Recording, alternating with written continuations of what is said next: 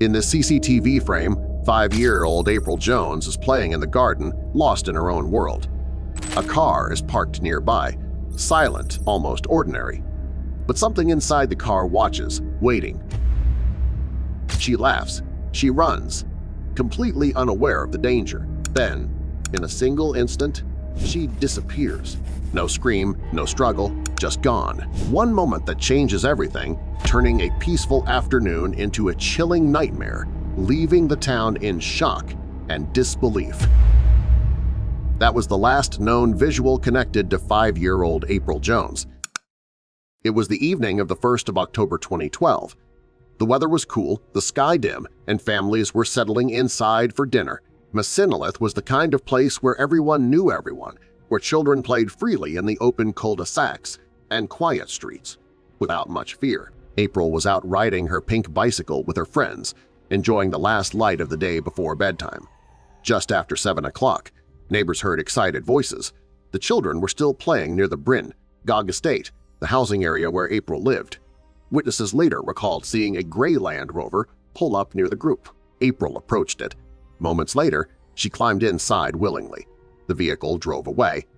From that moment on, April Jones was gone. Her friends, confused and too young to understand danger, continued playing for a few seconds before realizing she wasn't coming back. When the children ran to her home and told her mother, April got into a car. Her mother immediately called the police. This emergency. Within minutes, a missing child alert had been issued. Macalith was plunged into fear. April Jones was 5 years old, small, cheerful, and lively. She lived with her parents, Coral and Paul, and her older siblings. Despite having a mild disability affecting the movement of her hands, April was active, confident, and full of determination. She loved drawing, swimming, playing outside, and especially riding her bicycle. She had a bright personality and was well known around her neighborhood. Her family described her as trusting and affectionate. She didn't see danger in strangers. To her, a friendly face and a gentle voice were enough to approach someone. She was the kind of child who would speak freely to adults around her. That innocence, combined with her young age, made her vulnerable on the night she disappeared. Nothing in her life or behavior suggested she would ever willingly go far from home. She had no reason to leave on her own, no argument, no upset, no plan. She was simply a child playing on her bike, and then she was gone without a trace. The moment the call came in, Dyfed Powys, police launched one of the biggest search operations in British history. Officers rushed to the estate. Helicopters were scrambled. Mountain rescue teams were called from surrounding regions. Volunteers poured onto the streets, bringing torches, high-visibility jackets, dogs, and equipment. Children were taken indoors. Parents stood in groups, talking quietly, trying to comfort each other. The atmosphere was tense, confused, and heavy with worry. Officers knocked on every door. They questioned neighbors. They went through local CCTV cameras, a limited system in such a small town. Most cameras showed empty roads, quiet residential areas, and nothing out of the ordinary. But one camera captured a gray Land Rover Discovery driving through town roughly at the same time April had vanished. Though the footage didn't show her directly inside, the timing direction and appearance matched what witnesses from the estate described. This was the first crucial clue. The search intensified through the night. Hundreds of local residents joined, sweeping fields, forests, rivers, and abandoned areas. The heavy rain made the search difficult. The ground became muddy, visibility dropped, and the temperature fell. But no one stopped. Police contacted local vehicle owners who had Land Rovers. They cross-checked registrations. One name came up almost immediately: Mark Bridger, a 46-year-old man living just a few minutes away from April's home. Bridger was known in the community. He had lived in the area on and off for years. He had children of his own, some around April's age. He had previously worked in slaughterhouses, had knowledge of the local terrain, and was familiar with the forests and hills around Messinolith. Several witnesses reported seeing his gray Land Rover in the area shortly before April vanished. At 3:30 a.m., police identified him as the prime suspect. At 6 a.m., they found his Land Rover abandoned on a mountain road, partially submerged in water. He was arrested while walking nearby. April was not with him. The investigation then shifted to Bridger's home, a small cluttered cottage called Mount Pleasant, located deep in the countryside. Officers entered the property. They noticed the fireplace first. It was still warm. Inside were ashes, burned fragments, and the remains of melted items. The house smelled strongly of detergent and bleach. Surfaces were recently cleaned. Carpets had patches that seemed scrubbed or washed. The interior of the Land Rover also showed signs of cleaning.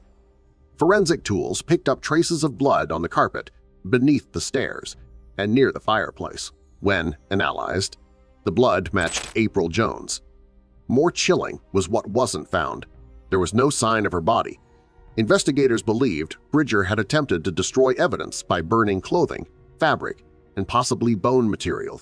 Experts later testified that some of the ashes contained fragments consistent with child bone, though they were too damaged to be fully identified. The absence of a body didn't stop the investigation. Detectives pieced together every available detail: CCTV, witness accounts, forensic samples, soil traces, tire marks, and digital activity. Each part pointed to one conclusion: April had been murdered shortly after being taken. Police interrogated Bridger for days. He changed his story repeatedly. At one point, he claimed he hit her accidentally with his car and panicked. Another time, he said he didn't remember what happened. He never provided a clear explanation. He never told investigators what he did with April's body. His accident story collapsed under forensic pressure: blood inside the house, blood in multiple rooms, blood in the fireplace. None of that matched an accidental scenario. A road accident doesn't lead to someone burning clothing or scrubbing carpets inside their home.